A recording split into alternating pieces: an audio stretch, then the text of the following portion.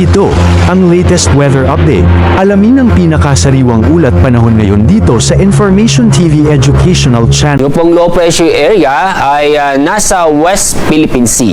Kasalukuyan nasa layong 165 kilometers west-northwest ng Corona, Palawan.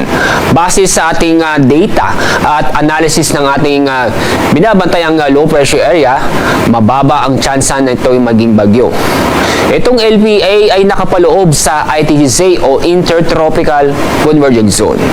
Itong ITGC ay naapektuhan ang malaki pong bahagi po ng ating bansa.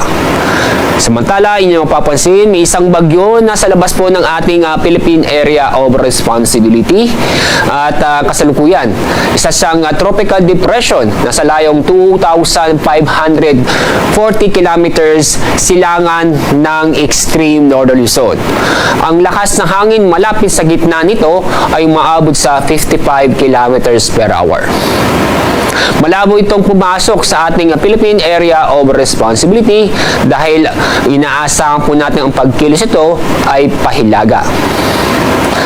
At sa ating lagay na panahon ngayong araw, maulap na kalangitan na may mga kalat-kalat na pag-ulan at thunderstorm ang inaasahan po natin sa Batangas, ganun din po sa Quezon, Laguna, Rizal, Mimaropa at Bicol Region.